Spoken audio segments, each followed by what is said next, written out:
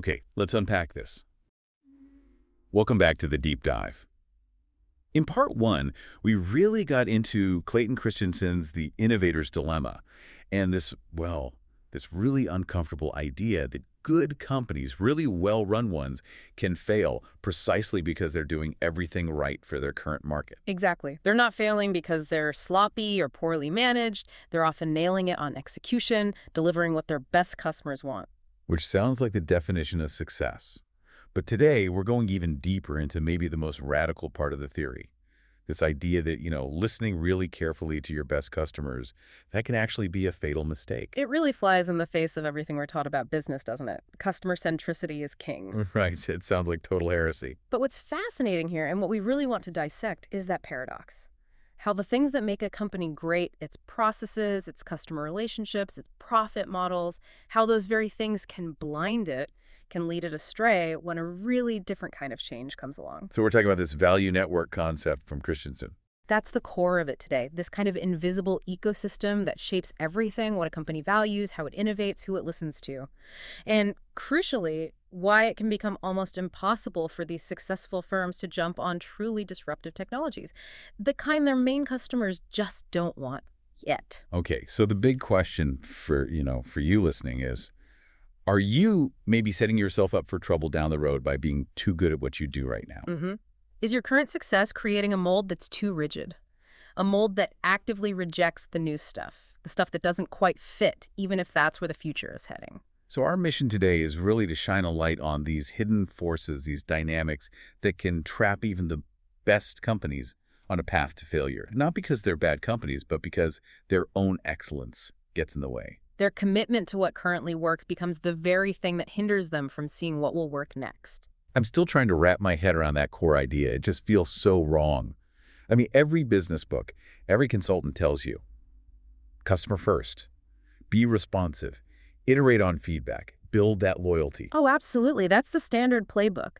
Think about all the focus on customer relationship management, personalization, building communities. It's all about deeply understanding and serving your existing customer base. Like Seth Godin talks about, Yeah. right? Getting permission, building that relationship, offering relevant stuff. That's supposed to be the goal. It is a goal and a worthy one for sustaining your current business. But Christensen's point is that this deep focus, this loyalty you build can become, well, you called it golden handcuffs. That's a great way to put it. So the problem isn't neglecting customers. No, not at all. It's the opposite. It emerges when a successful company is doing everything right according to its current best customers, making products better, faster, adding features they ask for. Constantly refining. Exactly. Refining along the dimensions that already matter to them. Faster processors, more megapixels, better fuel economy in the existing model. And the very success you have in doing that, the deep relationships you build around those improvements, that becomes your blind spot. A blind spot to what, exactly? To fundamentally different value propositions. Things that don't look like improvements on the current metrics, but offer something else entirely, maybe simplicity or convenience or much lower cost. So you're so focused on climbing the current hill, you don't even see the new hill starting over there. Precisely. You've optimized your car for the racetrack, and suddenly the game shifts to navigating narrow city streets. Your race car is useless there. Your skills are mismatched.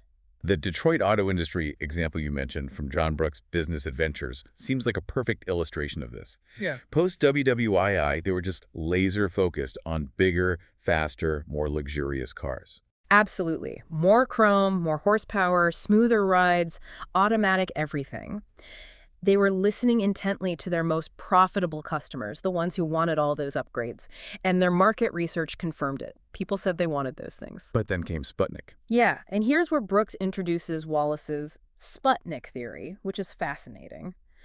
It wasn't about explicit customer requests changing overnight. It was this subtle, almost subconscious psychological shift in the American public. A shift towards Maybe simplicity, austerity, practicality, something different anyway.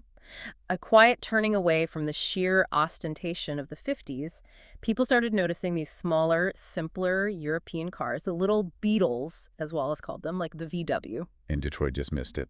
Completely. Yeah. Their research was all about asking people, do you want a bigger engine, more comfortable seats, a fancier dashboard? They were refining the existing paradigm. They weren't asking, would you ever consider something radically simpler, cheaper, maybe even Less comfortable, but way more practical. Because their best customers would have said, no way. Exactly. The whole system, R&D, manufacturing, marketing, dealerships, was geared towards getting rid of gear shifting, providing interior comfort, providing plus performance. They literally couldn't comprehend a market emerging that wanted the opposite. Their success blinded them. So that deep understanding of current desires, which felt like a strength, actually prevented them from seeing this totally different preference bubbling up, driven by something as weird as a satellite launch. It shows how deep these blind spots can run. It wasn't stupidity, it was a failure of perspective, locked in by their own success and the systems built around it. Okay, so to really get the mechanics behind this, you Uh, mentioned Christensen's distinction between sustaining and disruptive innovations. That seems key. It's absolutely foundational. You can't understand the dilemma without understanding these two types of innovation and how established companies handle them differently. Let's start with sustaining. That sounds like the normal kind of innovation. It is. Sustaining innovations are improvements to existing products for existing customers along established performance dimensions. Think faster chips, sharper screens, better battery life, things that make your current product more attractive to your current market. Often more complex, maybe higher margin. Often, yes. They help companies compete better in their established markets, satisfy their most demanding and often most profitable customers. Christensen uses the disk drive industry as a great example. Right, the thin film technology. Exactly. Back in the 70s, packing more data onto disks was critical for their big enterprise customers. Developing thin film heads was a huge, complex, expensive effort. Took years and millions of dollars. Yeah, IBM, Control Data, DEC, all the big players invested heavily. And the key takeaway, the overwhelming majority of those sustaining innovations were successfully commercialized by those established firms. The incumbents won. So established companies are actually really good at sustaining innovation when they put their minds to it. They excel at it. They have the resources, the engineers, the customer relationships, the channels. It's what their whole system is designed to do. Okay, so what about the other kind? Disruptive innovation. That sounds different. It's a completely different beast. Disruptive innovations typically start out worse than existing products, at least according to the metrics mainstream customers care about. Worse. How does that work? Think early digital cameras versus film. Terrible resolutions, slow, expensive initially. Or the first personal computers compared to mainframes, toys, really? They underperform on the established dimensions. But they must offer something new. They do. They usually offer a different package of attributes. Maybe they're simpler or more convenient or significantly cheaper. And these attributes appeal to a new market segment or maybe a low-end segment that the incumbents have ignored because it wasn't profitable enough for their high-cost structure. Like maybe customers who couldn't afford the mainstream product or didn't need all its features? Precisely. And critically, these disruptive products usually have lower profit margins, at least initially, which makes them look incredibly unattractive to managers inside established firms who are judged on maximizing profits within the current business model. Ah, so the established firms are good at sustaining, but the new entrants, the attackers, have the edge with disruptive innovations. That's Christensen's core argument. The very things that make incumbents great at sustaining their focus on existing high-margin customers, their refined processes, their financial hurdles, make them inherently bad at spotting, investing in, and nurturing disruptive innovations. They're optimized for the current game, not the next one. Okay, that distinction is incredibly helpful. Sustaining versus disruptive. And if listening to your best customers steers you towards sustaining innovation, which you're great at, but away from disruptive innovation, that's the trap. That's the trap. So this value network thing, Yeah. it sounds like the underlying architecture of that trap. Can you unpack that? What is it and how does it create these blind spots? Think of the value network as the entire context a company operates within. It's not just its suppliers and customers. It's its cost structure, its typical profit margins, the kinds of customers it prioritizes, the distribution channels it uses, the way it allocates resources, even the metrics it uses to measure success. So it's like the company's entire business model and the ecosystem it's designed for. Exactly. And all these elements are interconnected and they reinforce each other. This network defines what capabilities the company develops and, just as importantly, what disabilities it has. It shapes what seems possible, rational, and attractive to people inside the firm. And it dictates what the company can and cannot do, maybe without anyone even realizing it. often without conscious realization. It's the water the fish swim in. It determines how they identify needs, how they develop solutions, how they compete. It becomes this powerful, invisible force guiding decisions. And a big part of this network's power comes from processes, like the actual way things get done. Yes, that's a huge piece Christensen emphasizes.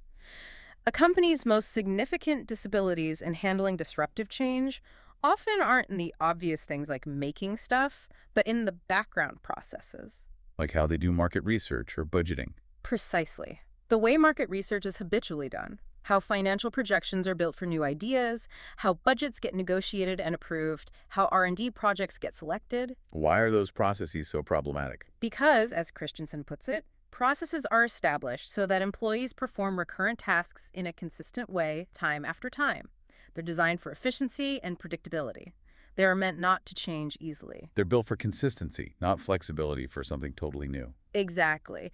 The very mechanisms that make the organization efficient at its current tasks are inherently resistant to anything that doesn't fit the established pattern. They act as filters. So the company's internal muscle memory, the stuff that makes it efficient day to day, Mm-hmm. that actually makes it bad at dealing with something uncertain, maybe low margin, totally different. It actively rejects it. Think about it. Market research asks current customers what improvements they want. Financial projections demand profit margins similar to the core business, impossible for many disruptive ideas initially. Budgeting allocates resources to proven winners that fit the strategy, not weird little experiments. So the system is designed, quite rationally, to kill off disruptive ideas before they even get started. Effectively, yes. These ingrained habits and decision frameworks filter out things that don't fit the existing value network's definition of a good opportunity. And this ties directly back to that customer feedback loop being a double-edged sword. Absolutely. Within this value network, who do you listen to most closely? Your best, most profitable customers. Their feedback is gold for sustaining innovation. They tell you how to make the current product better for them. But they're the least likely people to want the disruptive product, right? Yeah, exactly. Why would they? The disruptive thing often looks like a step backward initially. It's simpler, maybe clunkier, lower performance on the metrics they care about. It doesn't solve their problems better, at least not at first. It might solve someone else's problem, someone they don't even think about. Like the mainframe users looking down on early PCs. Perfect example. So if you only listen to those high-end customers, investing in something they explicitly don't want seems like, well, terrible business. It seems completely illogical from within that value network. Precisely. So resources flow quite logically towards sustaining innovations, the ones with better margins. Clear demand from profitable customers fitting the established processes. There's this powerful internal gravity pulling everything towards refining the current model. Making it incredibly hard to justify spending time and money on those weird, low-margin, uncertain, disruptive ideas that just look bad through the company's current lens. Very, very difficult. Management wants to keep the current big customers happy, leverage the skills and assets they already have. It reinforces the very system that makes them vulnerable. Wow. Okay, so it's this perfect storm, isn't it? Internal processes hardwired against change, and your best customers actively pulling you away from the disruption. But what about the people? The manager's caught in this. Yeah, that's a critical layer. They aren't villains twirling their mustaches, plotting the company's demise. They're usually smart, dedicated people trying to do their jobs well according to the rules of the game they're in. But they face hurdles. Huge hurdles. Andrew Grove, who knew a thing or two about managing through change at Intel, talked about this. He noted how sometimes issues are so complex the decision makers honestly aren't sure how they feel. Especially when technology meets business strategy. Exactly. Grove observed this disconnect. The knowledge people, the engineers, might see the technical potential but aren't comfortable with the business side, the market uncertainties. And the managers holding position power know they need to make a call but realize they don't grasp the technical details well enough. So there's this gap, this potential paralysis. And layered on top is what Grove called a fear of sounding dumb or of being overruled. If you champion a disruptive idea that looks weak by current metrics, that challenges the established wisdom, you risk looking foolish or out of touch. Especially if your bonus depends on hitting targets related to the current business. Absolutely. The incentive structure within the value network often discourages sticking your neck out for something risky and uncertain that might not pay off for years, if ever. It feels safer to just optimize the existing machine. So it's not just a failure of vision, it's also about the internal politics and psychological safety. It's deeply human, and this pattern, this tendency for established players to get locked in, leads to this cycle of life for businesses that Richard Rummelt talks about in Good Strategy, Bad Strategy. The cycle of life, what's that? Well, think about it. New companies, the upstarts, often succeed because they have a clever design, they're tightly integrated, focused, nimble, they don't have legacy baggage. They're the disruptors. Right. But then if they succeed, they grow. They get bigger, accumulate resources, add more products, maybe acquire other companies. And over time, Rummelt says, they tend to loosen their tight integration. Meaning? Silos emerge. Independent fiefdoms, as he puts it. Complexity increases. They lose that initial sharp focus. They become more like the incumbents they once disrupted. So the innovator eventually becomes the incumbent, vulnerable to the next innovator. That's the cycle. Their original advantages fade, their resource base eventually becomes obsolete, and they become prey to another generation of upstarts. Rummelt uses the IBM and Microsoft example, right? He does. How Bill Gates and Microsoft, the nimble software upstart, outmaneuvered the giant IBM in the 80s, partly because IBM was tied to its mainframe value network. But then he turns it around. Yeah, he suggests that Microsoft today looks a lot like IBM did back then. A mature giant, successful, but now tied to its own massive installed base, its complex mix of products and initiatives, making it potentially vulnerable just like IBM was. It's a stark reminder. No one's immune. Success breeds the seeds of potential future failure, if you're not careful. The very things that brought success size, resources, market position can become sources of inertia and complexity that make it hard to adapt. And this ties right back to that idea of marketing myopia from Theodore Levitt, doesn't it? Defining your business too narrowly based on your current product. It's a perfect fit. The value network essentially hardwires that myopia into the organization. Levitt's classic example was the railroads not realizing they were in the transportation business, not just the railroad business. And the oil companies missing the boat on natural gas. Exactly. Yeah. They were so focused on heating oil, their existing product, their existing customers, their existing distribution, that they poo-pooed the potential of gas. They saw it as competition, not opportunity. Even though they had pipelines and energy expertise? Right. They defined themselves too narrowly. We sell oil. They didn't ask the broader question, how do people heat their homes, and what's the best way to serve that need as it evolves? So the gas revolution was started by others. Levitt points out it was often the oil pipeline companies who saw the opportunity because they weren't locked into selling oil itself. They saw an opportunity to move a different energy source. They had a slightly different perspective outside the oil producer's core value network. It just hammers home how easily that focus on the current success, the current product, the current customer creates this tunnel vision. A cognitive and organizational tunnel vision. Blinding even for smart, successful companies.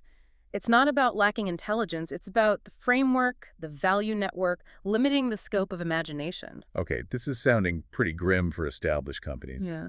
If success breeds inertia and your customers mislead you and your processes resist change, is it just inevitable? Are they doomed to become the next Kodak or Blockbuster? It's definitely a huge challenge, maybe the biggest strategic challenge for a successful incumbent. But no, it's not necessarily insurmountable. There are ways to fight back, to navigate this. So what do the sources suggest? How can a big, successful company break free from its own value network constraints? Well, one key insight flowing directly from understanding the value network is that you often can't incubate disruptive innovations within the mainstream organization.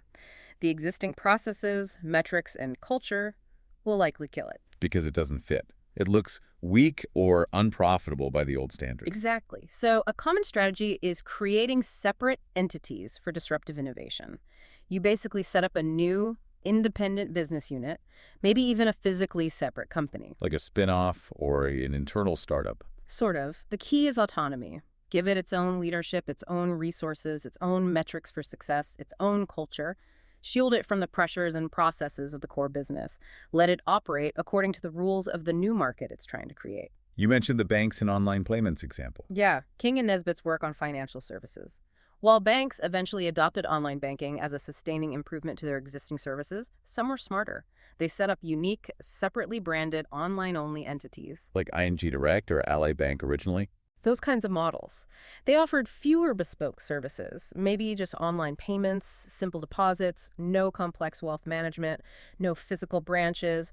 They had a different cost structure, different target customer. Targeting maybe younger people or people who just wanted simple, cheap banking without disrupting the high-touch, high-margin services for their established wealthy clients. Precisely. It allowed them to play in the new disruptive space without cannibalizing or confusing their core business and without subjecting the new venture to the profit expectations of the old one. So you build a protective bubble around the disruptive idea, giving it space to grow on its own terms, like a little speedboat launched from the giant tanker. That's a great analogy. Let it find its own waters. Another crucial strategy is shifting the focus from pure technology to value innovation. Value innovation, how's that different? This comes strongly from Kim and Malborn's Blue Ocean strategy.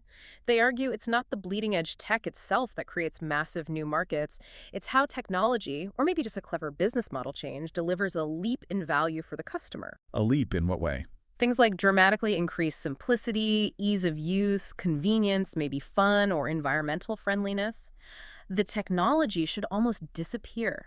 The experience and the value are what matter.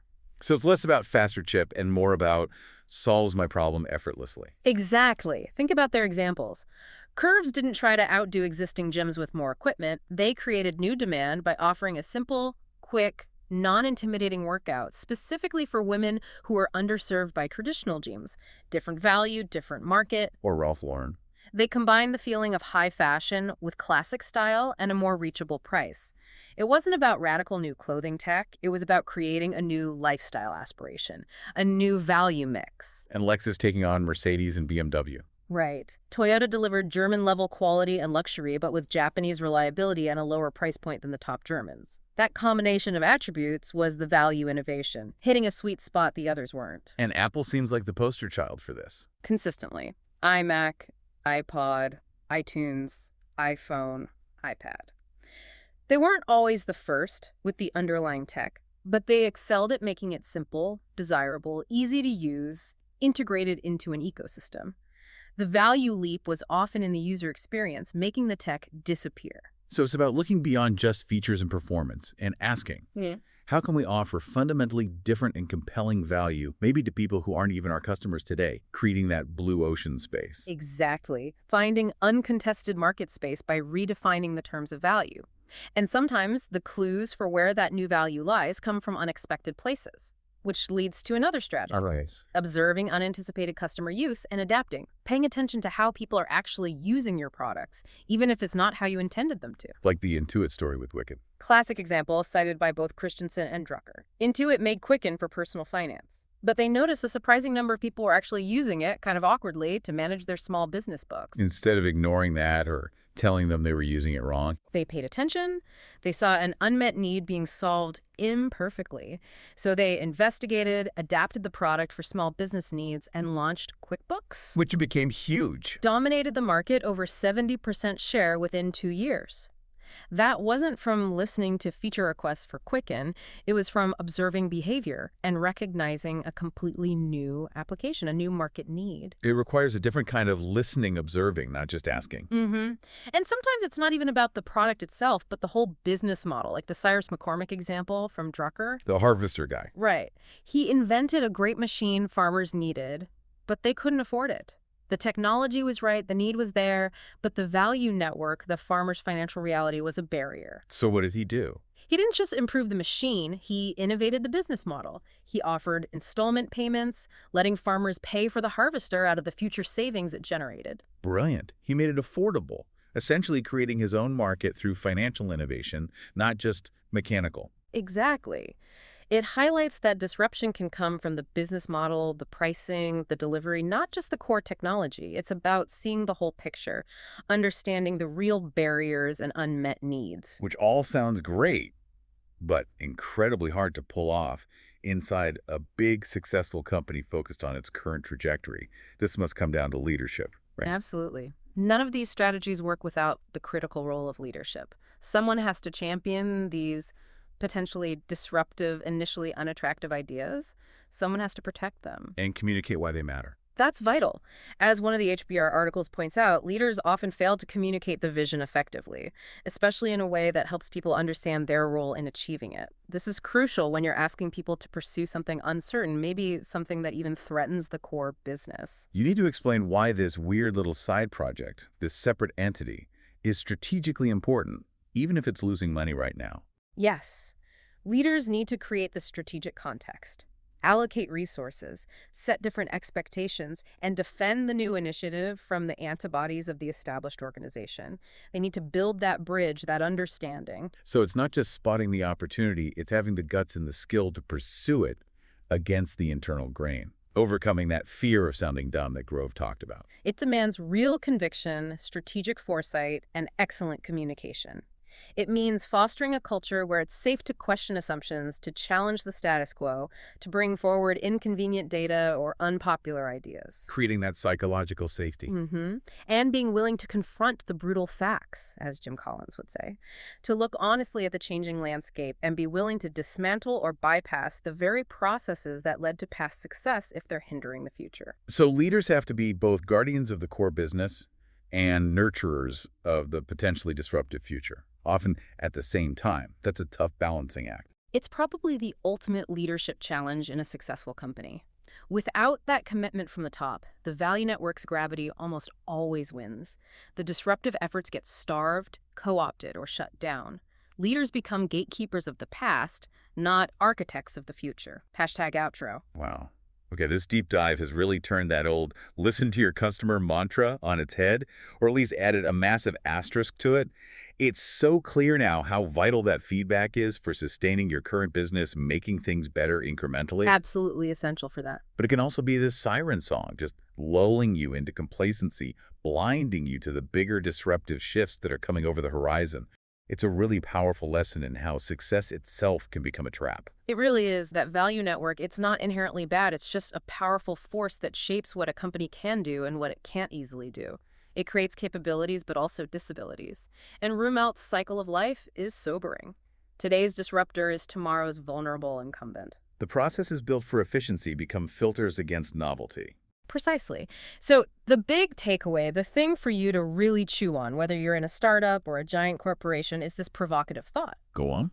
Are you or is your organization so perfectly tuned to your current best customers, so optimized for today's success, that you might be deaf to the faint, messy, uncertain signals of what's coming next? The signals that don't fit the current model. Exactly. And maybe even more critically, how will you even recognize those signals when your metrics, your processes, your incentives, your entire value network are designed very effectively to filter them out as noise? How do you build the capacity to see beyond your current success?